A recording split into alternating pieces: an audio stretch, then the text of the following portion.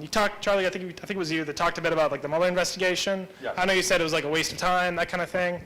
I don't know, what makes you think it was a waste of time? Because it was about 30 indictments, a couple convictions. What specifically about it was a waste of time to you? Okay, You know, criminals were exposed. No heckling, no By a court determined that criminals were So exposed. do you know what was the basis of the original Russia intelligence investigation in the FBI? Right, so from what I understand, my understanding was that the investigation was opened up to basically understand all the different ways that the Russian Federation has colluded What was with the US piece of elections. intelligence that began the surveillance or the spying, whatever you want to call it, of the Trump campaign?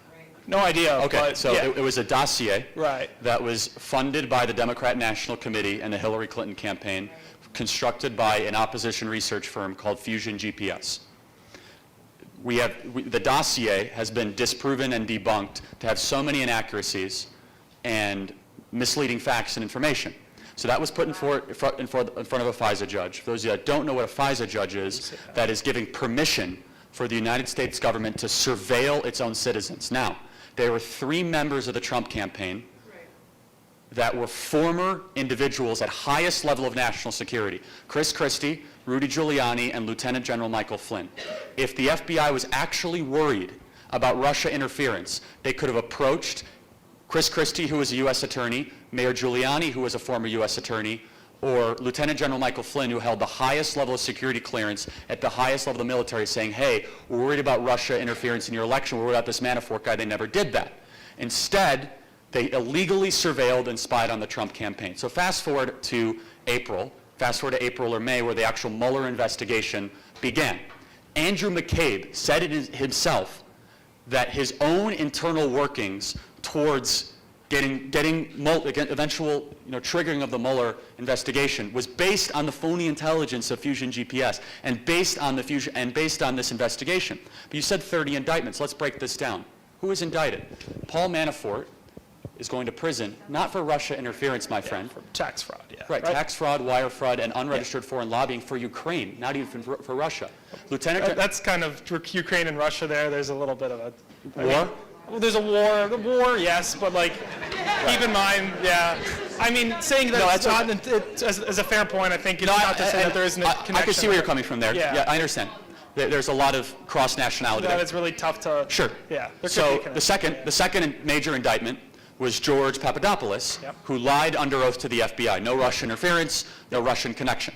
Okay. Also, the third, which is the most famous, is Lieutenant General Michael Flynn, who again is indicted for a process crime, and was indicted not for Russian collusion, but for not filling out his paperwork properly for the incoming president to become National Security Council advisor for unregistered foreign lobbying for the Turkish government. Okay? The fourth person who was indicted was the former attorney to the president, Michael Cohen, who we have on the record now lying at least 15 times to Congress under 2 separate testimonies. Now, he was not indicted for Russian collusion.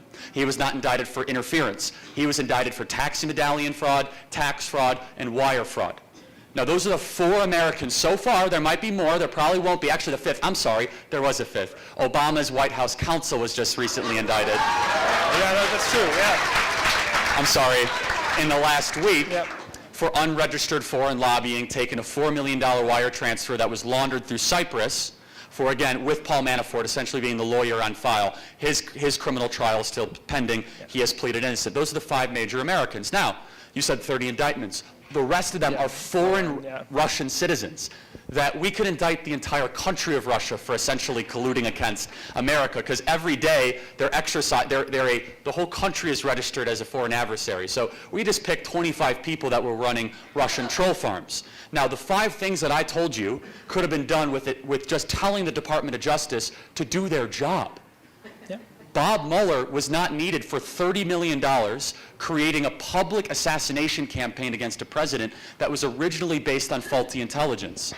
And so, I think you and I can agree that doing that for 2 years and exacerbating this Russian narrative, where Congressman Adam Schiff, chairman of the House Intelligence Committee, now said there has yet to be released evidence that is material of Russian collusion against the Trump campaign. We're still waiting for what that is. There are 1,800 articles amongst the 4 major newspapers in America: USA Today, the Washington Post, the LA Times, and the New York Times. 1,800 articles alluding or directly connecting Donald Trump and the Trump campaign to committing treason with a foreign adversary.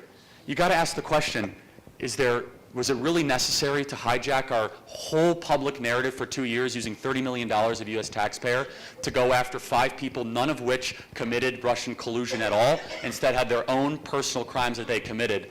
I believe it was a public assassination campaign that we paid for that now Donald Trump has rose up against and has triumphed over.